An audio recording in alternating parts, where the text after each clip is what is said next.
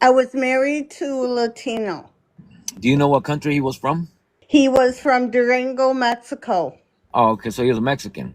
Your comment went something along the lines of, I'm a white woman and I was with a Latino. I'm not racist. Mm, right. And I said, you are inherently racist. And you don't know what that means, inherently? I did not. Okay, let me explain it to you. So let's say you had a grandfather who was wealthy. If he passes away, his son, who would be your father, inherited his wealth. When your father passes away, you inherit his wealth. Does that make sense? Yeah. Now let's talk about racism. White people obviously brought forth the ideology of white superiority, white supremacy. That's part of your heritage as white people. And white people have continued to pass it on generation after generation to their offspring. It's part of your inheritance. You've inherited false sense of white superiority and also white supremacist ideologies and views. You inherited them. Whether you agree with the views or not, you inherited. A lot of times white people, just in general by default, they have very racist white views and they don't even realize that they're being racist. Do you agree? Yeah, I agree with that, but isn't that kind of unfair? What is unfair? Just um just because my grandfather was racist and my father was racist, that doesn't make me racist. I know you said that inheritance thing, but that's not fair to put that on me. No, no, no. You inherited that heritage of white supremacy. Whether you wanted the wealth or not, you inherited it. What you do with the wealth, well, that's another topic. And in this particular case, what you do with your white supremacist ideologies that was passed down to you, what you do with them, how you go about them, that's another conversation. But you inherited. I I still just don't quite understand that, how I could inherit it and not be. You know what I'm trying to say? No? That yes, of course I do. So you said, I don't understand how I don't agree with them, but I still could be. That's actually a really good question that most white people would ask. You want to know what the answer is and how easy it is to solve that? The fact that I asked you, do you understand that a lot of white people are racist and they don't even realize it? And you said yes, right? Mm-hmm. Exactly. So in this particular case, you said, how could I not agree with them, but still perform them? Because a lot of times white people are not even conscious. They're not aware that they're being racist because this is just normalized. It's normal. It's normal. It's normal for white people to have these views. That makes sense, I guess. Yeah. So I just never really thought of it that way, so it's kind of hard to ingest it or whatever you want to call it. sure. I'll give you another example. So you as a white person, you're aware that in this society, you as a white person, do you feel like you get treated better or worse because you're white than other people of a different race? Better. Better. The Mm-hmm. fact that you acknowledge this, the fact that you acknowledge that you as a white person, just because you're white has nothing to do with anything else. Just the fact that you're white and you know you get treated better, that explains the fact that you inherited the wealth. You inherited something that you may even disagree with. You may even disagree that this is okay, but you inherited the wealth. You inherited white supremacy. This is part of white supremacy, for you to be treated better by society just for being white. No other reasons why you get treated better other than the fact that you're white is a great piece of evidence that you inherited something that you may not like. You may say, I don't like this. I don't like that I get treated better as a white person. That's messed up. But you do. You inherited this wealth. Does that make sense? Yeah, it does. It really does. Yeah.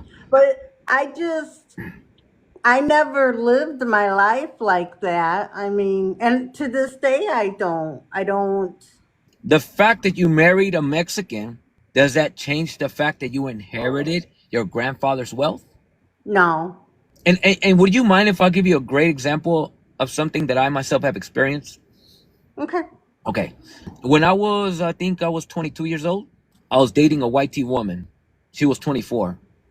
And she had a son with the white tea man, but then she also had a daughter with a Salvadorian. Okay. So I realized that the way she treated her white tea son was amazing. Never even scolded, never put her hands on him, never spanked him, nothing. This kid was protected.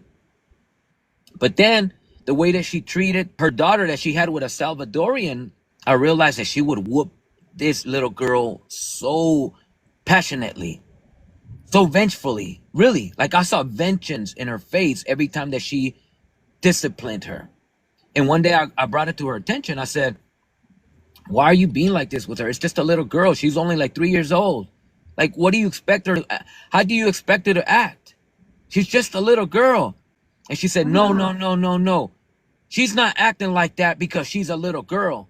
She's acting like that because of her father. And I said, I don't get it. Her father wasn't even around. She said, her father's Salvadorian.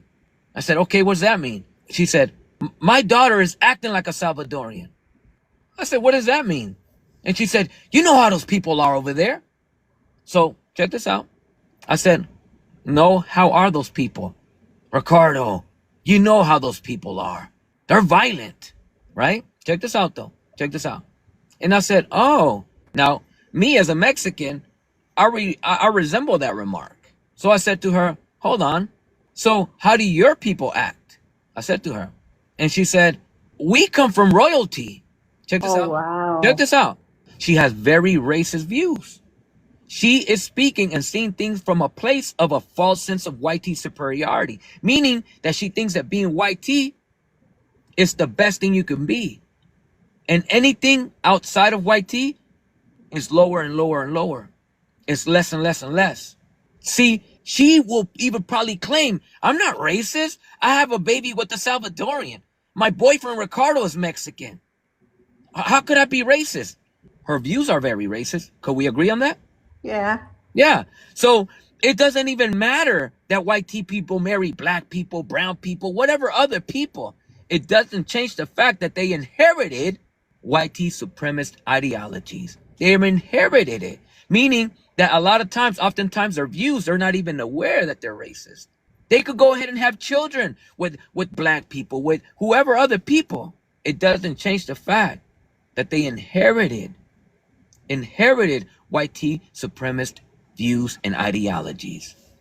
So just like you may say, Ricardo, I'm not okay with certain views, but you inherited. White tea people are inherently racist by default, whether you want to be it or not. White tea people are inherently racist. This is by default. Well, that makes me sound like a bad person then. You're not saying anything. How so? Well, because if every time somebody sees me and they automatically think that I'm racist because it's inherited or whatever, it makes me feel like a bad person. And I'm not. So let me ask this again for context. As a white tea person, do you get treated better in this country just for being white tea? Yeah, I feel like that I do. I mean, that's a fact. Whoever argues that is just silly, right? Right. So, with that said, you are literally acknowledging that you inherited racist white tea ideology.